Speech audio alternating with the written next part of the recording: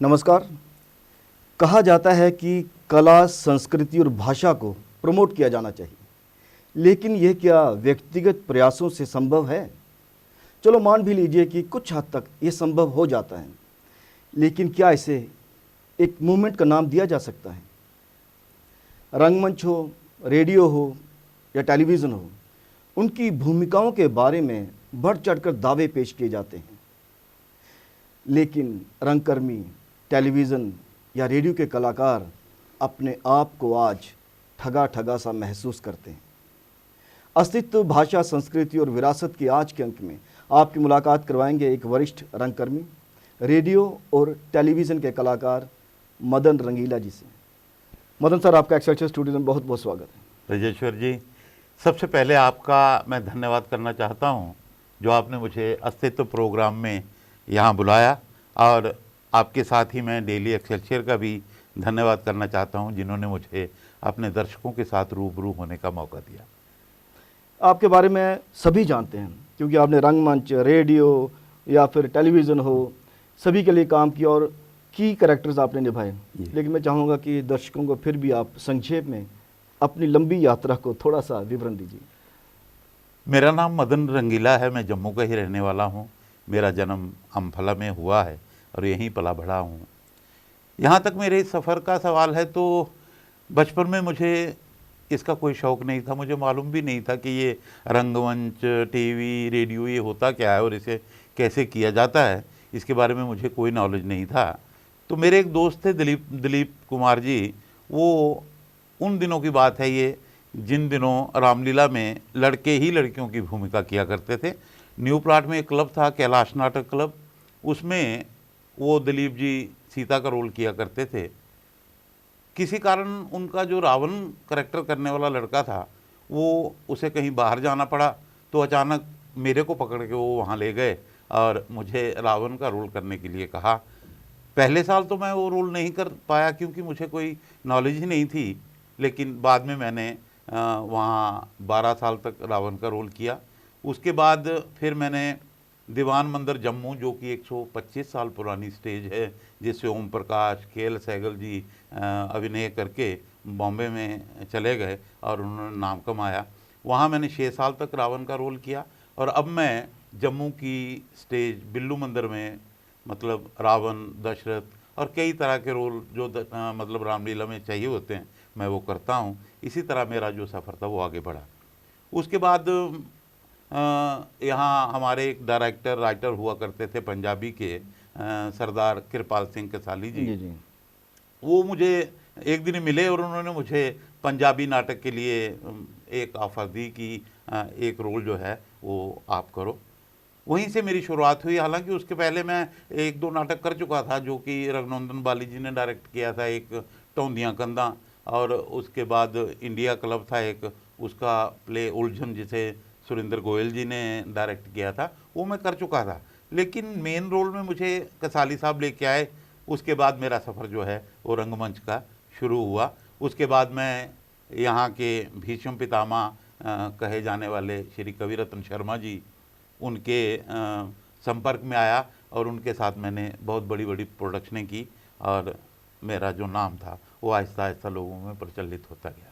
कहा जाता है कि एज एक्टर आपके पास 3 मीडियम्स होते हैं एक्सप्रेशन के, एक तो रंगमंच हो गया, एक रेडियो हो गया, एक टेलीविज़न। आपने तीनों मीडियम्स में बखूबी मेन पात्र निभाए हैं। क्या फ़र्क समझते हैं आप कि आपका वो सफ़र जो रंगमंच से, रामलीला से मेन रंगमंच अभिनव थिएटर, या उससे पहले गुलाब भवन में हुआ करते थे नाटक, है ना, उसके बाद रेडियो, उसके बाद टेलीविज़न, कितना फ़र्क समझते हैं? क्योंकि मैं विशेषकर चाहूँगा कि जो नौजवान तबके के एक्टर बनने की ख्वाहिश रखने वाले हैं, उनको ये थिन लाइन है लेकिन समझ में आनी चाहिए। जहाँ तक रेडियो, टीवी और स्टेज का ताल्लुक़ है, तीनों इस तरह हैं जैसे ज़िंदगी में 3 रंग होते हैं, उसी तरह से ये अलग अलग रंग हैं। इन रंगों को देखने के लिए, सोचने के लिए, इनमें समाने के लिए अलग अलग टेक्निक्स जो हैं वो होती हैं। जैसे हम मंच पर कोई अभिनय करते हैं तो हमें एक्सप्रेशन जो हैं वो बड़े हैवी रखने पड़ते हैं और आवाज़ जो है उसे बड़ा ऊंचा रखना पड़ता है ताकि हाल में जो लास्ट सीट पर भी बैठा हुआ आदमी है उस तक भी हमारी आवाज़ पहुंचनी चाहिए और चेहरे के हाव भाव ऐसे होने चाहिए कि अगर हम आँख की भौं को उठा रहे हैं तो आखिर वाले आदमी को भी पता चलना चाहिए कि ये कौन सा रिएक्शन दे रहा है। रेडियो जो है वो बड़ा संभल के और आवाज़ को वेरिएशन दे के करने का मीडिया है। उसमें आप बड़ा ऊंचा नहीं बोल सकते और बड़े उसको मतलब क्या कहते हैं वॉइस मॉड्यूलेशन के साथ और मॉड्यूलेशन के साथ डायलॉग को बोलना पड़ता है। जहाँ तक ये कैमरा का सवाल है, कैमरा तो आदमी के एक एक बाल को, एक एक रिएक्शन को, एक एक मतलब चेहरे की झुर्री को जो है वो सामने ले आता है। इसलिए तीनों में बड़ा फ़र्क है और जो एक्टर इन तीनों चीज़ों को समझता है वही इन मीडिया में चल सकता है और आगे भी काम कर सकता है। जिन लोगों ने आपके साथ स्टेज के लिए काम किया है वो अक्सर कहा करते हैं कि मदन सर की तो आवाज़ इतनी है कि लास्ट सीट तक पहुंच जाती है, हमें बहुत ज़ोर लगाना पड़ता है। देखिए, जब हम शुरू में मैंने जब शुरू किया था तो मेरी आवाज़ भी आम आदमी की तरह ही थी, लेकिन जो रामलीला के गुरु लोग थे उन्होंने कहा कि अगर आपने रावण का करैक्टर करना है तो उसमें ऊंचा बोलना पड़ेगा, आवाज़ भारी चाहिए। तो उसके लिए एक्सरसाइजेज उन्होंने मुझे बताई थी, जैसे सैर करने जाना, वहाँ ऊंची ऊंची आवाज़ें लगानी, ऊंचे सुर में डायलॉग बोलने, ज़ोर लगा के डायलॉग बोलने, ताकि परफॉर्मेंस के दिन गला भी ना बैठे और आवाज़ भी सब तक पहुँचे। ये आवाज़ बनाने या आवाज़ को पक्का करने के लिए, जैसे आप संगीत में काम करते हैं तो उसके लिए रियाज करते हैं, रियाज करके अपनी आवाज़ को पुख्ता बनाते हैं, इसी तरह मंच पर जाने के लिए भी अगर आप आवाज़ को पुख्ता करना चाहते हैं तो इसकी भी बहुत सी एक्सरसाइज हैं जो नौजवानों को करनी चाहिए। मदन रंगीला, रंगीला आपका तखल्लुस है। मुझे लगता है जब आप गाने गाया करते थे स्टेज पे, पंजाबी गाने भी गाया करते थे आप, उन दिनों तो नहीं आपने अपनाया ये या किसी का दिया हुआ है तखल्लुस है? ये ऐसा है कि मतलब नाम तो मेरा मदन लाल है। मदन रंगीला मैं शुरू में जब मैंने मतलब रामलीला से मैं निकला तो मेरे को गाने का बड़ा शौक़ पैदा हुआ। मैंने किसी से सीखा नहीं, मगर शौक़ पैदा हुआ। आशा सिंह मस्ताना जी को सुनता था मैं और पंजाबी में उनकी नकल करने की कोशिश करता था। तो बीच बीच में मैं स्टेज पे एंकरिंग भी किया करता था। कोई प्रोग्राम कॉमेडी का हुआ या सिंगिंग का हुआ तो कई बार एंकरिंग भी कर देता था। एक बार मैं एक प्रोग्राम में एंकरिंग कर रहा था जहां हमारे मादरे मेहरबान फारूक साहब की मम्मी वो वहाँ पे चीफ गेस्ट थी। अच्छा। तो मैं मंच पे मतलब चुटकुले सुनाया जा रहा था एंकरिंग में, लोग हंस रहे थे, तालियां बजा रहे थे, तो वो उन्होंने भी काफ़ी मतलब एंजॉय किया। और जब वो मंच पे बोलने का उन्हें मतलब वक्त दिया गया तो उन्होंने मंच पर आके ये कहा कि ये जो एंकरिंग कर रहा था बच्चा, ये मतलब बड़ा ही रंगीले स्वभाव का है। अच्छा। बड़ा रंगीला है ये। तो हाल में मेरे ही साथी बैठे थे, उन्होंने मेरे नाम के साथ रंगीला जोड़ दिया, इस तरह रंगीला। सर, जिस दौर पे आपने शुरुआत की तब तो इसमें पैसा था नहीं जी, है ना, इसमें लोग डेडिकेशन के साथ काम करते थे, डिवोशन के साथ काम करते थे। एक दौर ऐसा आया कि जब जम्मू में टेलीविज़न भी आ गया। उससे पहले मुझे लगता है कि जलंधर दूरदर्शन में जाके इक्का दुक्का कार्यक्रम में भाग लिया करते थे, उससे भी सिर्फ शौक ही पूरा हुआ करता था। लेकिन फिर एक ऐसा दौर आया जब ये सोचने के लिए मजबूर हो गए एक्टर कि हम इसको तो प्रोफेशन के तौर पर भी अपना सकते हैं। मुझे याद है कि जिन दिनों भरमार थी सीरियल्स की, सिन्नर दूरदर्शन हो, जम्मू दूरदर्शन हो, डीडी कशीर हो, तो उन दिनों जैसे आप बहुत बड़े कलाकार हैं जम्मू व कश्मीर के, तो आपके लिए प्रोड्यूसर वेट भी किया करता था कि आपके पास डेट होंगी तो मैं वो प्रोडक्शन उठाऊंगा। आपको लगता है कि ये ख्वाब सा था जो टूट गया? जो हालात आज जम्मू दूरदर्शन बिल्कुल बंद है, उसके बावजूद कि दादा ने बड़े ज़ोर शोर से सैटेलाइट चैनल की भी डिमांड रखी। सैटेलाइट चैनल तो दूर की बात है, जो जम्मू दूरदर्शन है, सिन्नर दूरदर्शन है, डीडी कशीर है, बंद होने के कगार पर, तो एक्टर क्या करे? देखिए राजू जी, ये जम्मू में जम्मू के लोगों ने कभी डिमांड गवर्नमेंट को नहीं दी थी कि जम्मू में दूरदर्शन बनाया जाए। लेकिन जम्मू की किस्मत ऐसी है कि जब भी किसी को कोई प्रॉब्लम पड़ेगी तो जम्मू उसका साथ देने के लिए आगे तैयार रहता है। जिन दिनों मिलिटेंसी जो थी वो श्रीनगर में बहुत हुई, बहुत ज़्यादा हो गई, यहाँ तक कि गवर्नमेंट को वहाँ से न्यूज़ चलाना भी बड़ा मुश्किल हो गया। तो उन्होंने अपनी न्यूज़ जो थी वो जम्मू में शिफ्ट की। जम्मू में शिफ्ट करके, और जम्मू में ये छोटा सा स्टेशन जो है हमें पीजीएफ के तौर पे दिया जम्मू वालों को, जहाँ छोटे छोटे प्रोग्राम बनने लगे। और फिर इन्होंने 94 में यहाँ एडिशन करके प्रोफेशनल आर्टिस्टों के लिए एडिशन किया और हम लोगों को अप्रूव करके वहाँ काम करने का मौका दिया। शुरू में जो डायरेक्टर आए, पता नहीं उनको गवर्नमेंट की तरफ से कोई ऐसी मतलब इंस्ट्रक्शन थी या उन्होंने खुद हिम्मत करके काम किया। उन्होंने हम लोगों को इस तरह से इस्तेमाल किया कि हम लोगों को लगने लगा कि हम अपनी रोज़ी रोटी जो है अपने जीवन भर के लिए इस मीडिया को बना सकते हैं। तो मैं, जहाँ तक मेरा सवाल है, मैं सेंट्रल जेल में नौकरी करता था पुलिस में, तो मैंने जब देखा कि मेरा ये शौक़ भी है और यहाँ काम भी है, तो मैंने वो नौकरी किसी और के लिए छोड़ दी और मैं इस तरफ चला आया और मैंने ये काम किया। लेकिन अफसोस से कहना पड़ता है कि 2010 के बाद पता नहीं ये पॉलिटिकल कोई इनकी पॉलिसी बनी या जम्मू के स्टेशन को किसी की नज़र लग गई या हमारे काम को किसी की नज़र लगी या हम बदकिस्मत थे। हमारा स्टेशन जो था वो आहिस्ता आहिस्ता गवर्नमेंट ने मतलब समाप्त ही करने की ओर ले आए उसको। यहाँ तक कि कश्मीर दूरदर्शन का हमने 2009 और 10 में जो काम किया, इन हाउस काम किया, उसकी पेमेंट हम लोगों को आज तक नहीं मिली है। और अब ये हाल हुआ है कि हम आर्टिस्ट लोग जो हैं वो 13 साल वेट करने के बाद कोर्ट में जाके वो पेमेंट लेने की कोशिश कर रहे हैं। वो पेमेंट नहीं हम ले रहे हैं, वो हम अपनी इज्जत बचा रहे हैं और अपने ही पैसे ले रहे हैं, क्योंकि कोर्ट में जाओ वहाँ भी पैसे लगते हैं। और जब वो सीरियल बने थे उन दिनों के जो अफसर थे उन्होंने भी पैसे लिए थे हमसे कि भाई रोटी के पैसे दे दो, ये गाड़ी के पैसे दे दो, अपने खर्चे पे आ जाओ। तो हम लोगों ने अपनी तरफ से पूरा योगदान दिया है इन स्टेशनों को चलाने के लिए, लेकिन हमारे साथ गवर्नमेंट ने कोई वफादारी नहीं की। ख़ास तौर पे 14 के बाद तो ये स्टेशन बिल्कुल बंद पड़ा है। अब तो यहाँ इनके पास पक्का मुलाजिम भी कोई नहीं है।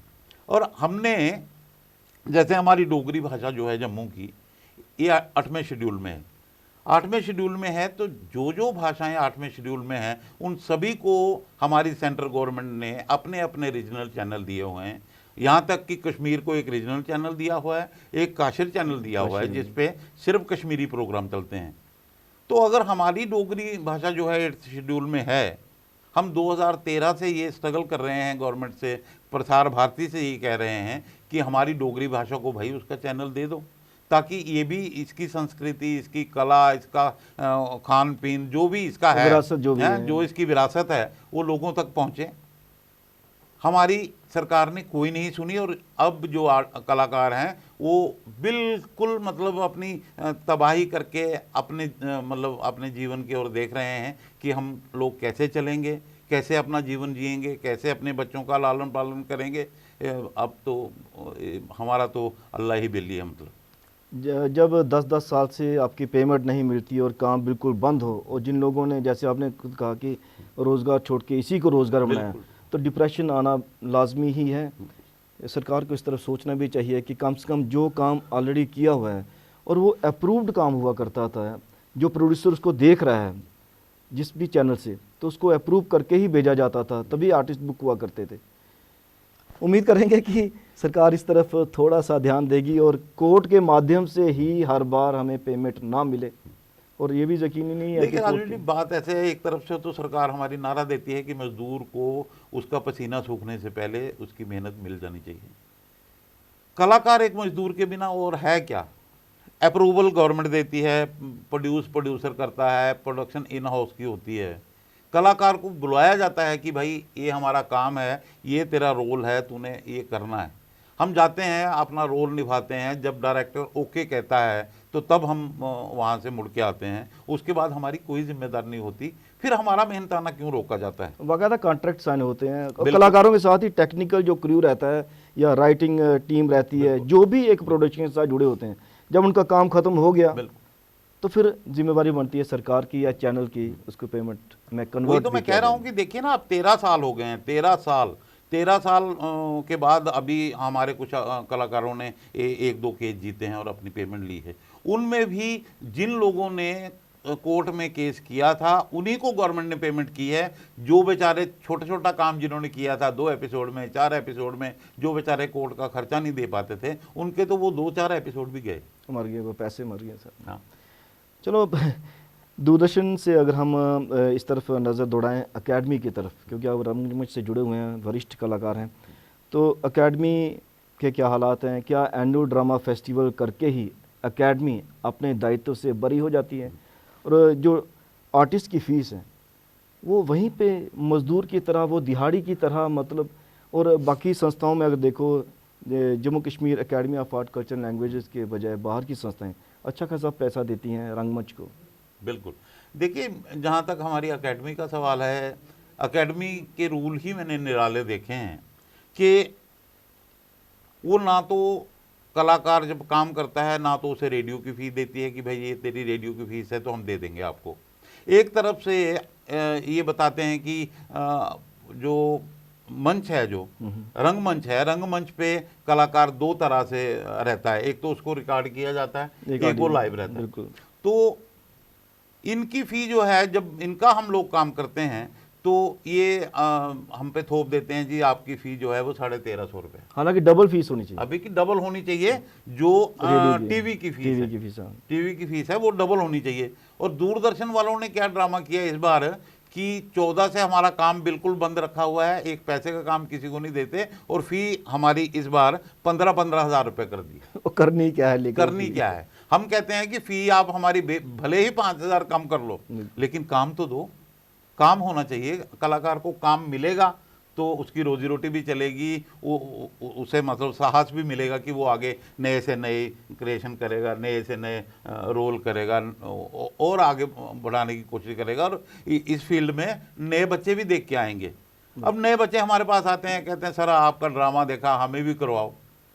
और सच मानो मतलब हम किसी को ये नहीं कहते कि आप इस लाइन में आओ, और हमने अपने किसी भी बच्चे को ये नहीं बोला कि भाई आप इस लाइन में आओ और यहाँ पे आपकी रोजी रोटी मिलेगी। हम तो उन्हें कहते हैं कि आप मजदूरी कर लो, ईंटें उठा लो, गारा ढो लो, लेकिन हमारी लाइन में मत आना। यहाँ आके आदमी कहीं का नहीं रहता। हम लोग एक्टर बन गए, दुनिया हमें समझती है कि ये दूसरी दुनिया के लोग हैं। जब हम जाते हैं तो वो करते हैं, हम तो रेडी भी नहीं लगा सकते, हम गाड़ी नहीं चला सकते, हालांकि हम सब कुछ जानते हैं, कुछ भी कर सकते हैं, लेकिन एक ऐसा ठप्पा गवर्नमेंट ने हम पर लगाकर हमें बेकार किया है। इसके बारे में गवर्नमेंट को सोचना चाहिए। मैं जो आपने बता ही दिया, मैं यही पूछना चाहता था कि जो नौजवान तबका है जिनको बड़ा ग्लैमर का शौक़ है, तो ग्लैमर के पीछे कितना दर्द रहता है वो आपने खुद ही बता दिया।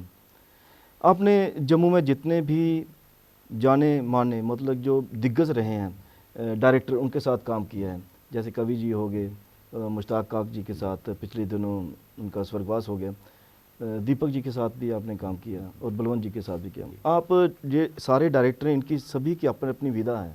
कोई बॉडी थिएटर के नाम पे कहता है, कोई रियलिस्टिक कहता है, कोई स्टाइलाइज कहता है। कैसा महसूस करते हैं कि जम्मू में रंगमंच किस दिशा की तरफ जा रहा है? अगर हम सिर्फ फाइनेंशियल एंगल को छोड़ दें तो क्रिएटिविटी के हिसाब से जम्मू में वो सारी चीज़ें हैं। देखिए, जहाँ तक आप फाइनेंस की बात कहते हैं ना, बिना फाइनेंस के आजकल कुछ भी नहीं है। हमने वो दौर देखा है जब मतलब फेस्टिवल में प्ले हुआ करता था और प्रोडक्शन का 200 रुपया हुआ। हम इन हाउस एकेडमी की प्रोडक्शन किया करते थे कवि रतन जी के डायरेक्शन में, तो 75 रुपीज़ मिलते थे एक्टर को टोटल, मतलब शो तक, और 10 रुपये रिहर्सल मिलती थी, 150 रुपया वो और 75 वो, 225 रुपये फाइनल शो पे मिलते थे। तो मतलब उन दिनों बात कुछ और थी, क्योंकि हम लोग और काम करते थे और फिर शो की तरह लेते आते थे। जहाँ तक मतलब एकेडमी की प्रोडक्शनों का सवाल है या इन डायरेक्टर का सवाल है, हर डायरेक्टर की अपनी अपनी खूबी है, हर डायरेक्टर का अपना अपना मतलब एक रंग है। मैं एक ऐसा कलाकार हूँ जो मैं कभी भी किसी भी क्लब का मतलब परमानेंट मेंबर नहीं बना। वो मैं इसीलिए नहीं बना क्योंकि मैं सबसे काम करना चाहता था। मैंने कवि सर से काम किया, उनके साथ जो सीखा वो मैं कहीं और नहीं सीख पाया। उसके बाद बलवंत जी हैं, वो अपना काम करते हैं, नटरंग चलाते हैं। कई बार वो मुझे बुला लेते हैं उन्होंने 1-2 फिल्में भी बनाई हैं, फिर स्टेज शो भी किए हैं, बड़े बड़े इवेंट भी किए हैं, तो वो मुझे बुला लेते हैं, मैं उनके साथ चला जाता हूँ। वो मुझे बिल्कुल मतलब एक एक्टर की तरह मतलब इज्जत देते हैं, मैं भी उनको डायरेक्टर की तरह इज्जत देता हूँ, भले ही वो लोगों को ये कहते हैं कि नहीं आप ये मदन जी हमारे सीनियर हैं। लेकिन जब किसी डायरेक्टर के पास काम करो तो वो डायरेक्टर है, मैं उसका एक्टर हूँ। लीडर उसके बाद मुश्ताक जी थे, अब मुश्ताक जी चले गए हमें छोड़ के, तो उनके साथ भी मैंने बहुत सारे प्ले किए। उनको भी मैंने कभी महसूस नहीं होने दिया कि भाई आप मेरे से जूनियर हो और मैं आपसे सीनियर हूँ। जिस भी डायरेक्टर के पास काम करना होता है उसके साथ जो आपकी पोस्ट है उसी पे काम करो, तो फिर काम करने का मज़ा भी आता है। दीपक जी हमारे हैं, इनके साथ मैंने प्ले किए हैं, और भी डायरेक्टर जो जम्मू के हैं उनके साथ। हर किसी का अपना अपना रंग है, अपने अपनी तरीके से क्रिएशन करते हैं, और हर कोई जो है वो रंगमंच की सेवा कर रहा है। लेकिन अफसोस फिर वही होता है कि रंगमंच के लोगों को कोई सपोर्ट नहीं है गवर्नमेंट की तरफ से, जैसे बाकी स्टेटों में है। हम बाहर कहीं जाते हैं मतलब फेस्टिवल में हिस्सा लेने के लिए, किसी भी फेस्टिवल में हिस्सा लेने के लिए, जब रेलवे स्टेशन में उतरते हैं या एयरपोर्ट पे उतरते हैं, जैसे ही गेट बाहर निकलते हैं तो सामने पोस्टर दिखाई देता है कौन सा फेस्टिवल होता है। हमारे जम्मू में फेस्टिवल के तौर पे होता तो है सब कुछ, लेकिन बड़े दुख से कहना पड़ता है कि रेलवे स्टेशन या सिटी तो बड़ी दूर की बात है, अभिनव थिएटर के बाहर भी कोई पोस्टर नहीं होता कि यहाँ कोई फेस्टिवल हो रहा है। लोगों को पता कैसे जिससे लोगों को पता नहीं चलता, और हम लोगों की जो मेहनत होती है, चलो आर्टिस्ट भूखा भी रह सकता है लेकिन तालियों के बिना नहीं रह सकता, इसके बारे में गवर्नमेंट ने सोचना चाहिए। बात वहीं पे आके ख़त्म होती है कि जम्मू में टैलेंट की कोई कमी नहीं है, लेकिन सरकार की तरफ से आर्थिक सहायता मिलना बहुत ज़रूरी है, जिससे कि आर्टिस्ट सर्वाइव करे। और आर्टिस्ट जो इसको प्रोफेशन, मेरे ख्याल में प्रोफेशन बनाना नहीं चाहिए, जिस तरह से आज का दौर चल रहा है जम्मू व कश्मीर में या बाकी जगह भी, तो इसको शौक के तौर पर रख सकते हैं। देखिए ना, मतलब गवर्नमेंट की पॉलिसीज ही इतनी हाई हैं, हाई लेवल की हैं, जिसमें हमारे जो कलाकार हैं ये बेचारे फॉल ही नहीं करते। बिल्कुल। जैसे अभी हमारी सरकार ने मतलब यूटी सरकार ने एक नाम के तौर पे फिल्म पॉलिसी बना दी। हाँ, फिल्म पॉलिसी भी आ गई। यहाँ तक रीजनल फिल्म की बात है, हमारे यहाँ जितनी रीजनल फिल्में बनी हैं वो सारी की सारी हमारे अपने लड़कों ने अपने घर से या अपने माँ बाप से पैसे लेके या अपनी मेहनत की कमाई के पैसे खर्च करके वो फिल्में बनाई हैं और अपनी कला संस्कृति की सेवा की है। लेकिन उन बेचारों को वो भी वापस नहीं मिला जो उन्होंने खर्च किया।